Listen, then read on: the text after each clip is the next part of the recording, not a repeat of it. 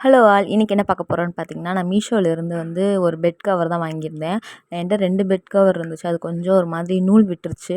சரி இதை ட்ரை பண்ணி பார்க்கலான்னு சொல்லிட்டு நான் ஒரு பெட் கவர் போட்டிருந்தேன். இது 350 கிட்ட வந்துச்சு.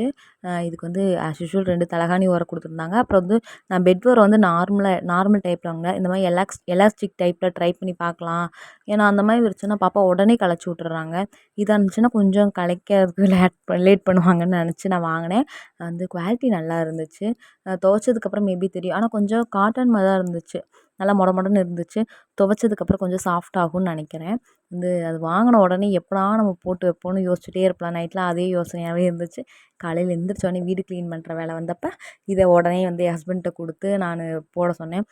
எங்கள் பெட்க்கு நல்லாவே செட் ஆகிக்கிச்சுன்னு சொல்லலாம். சூப்பராக இருந்துச்சு. இதெல்லாம் போட்டு வச்சுட்டு எங்கள் பெட்க்கு இந்த பெட் கவர் எப்படி இருக்குன்னு கீழே கமெண்ட் பண்ணுங்கள். நெக்ஸ்ட் வீடியோவில் பார்க்கலாம். பாய்.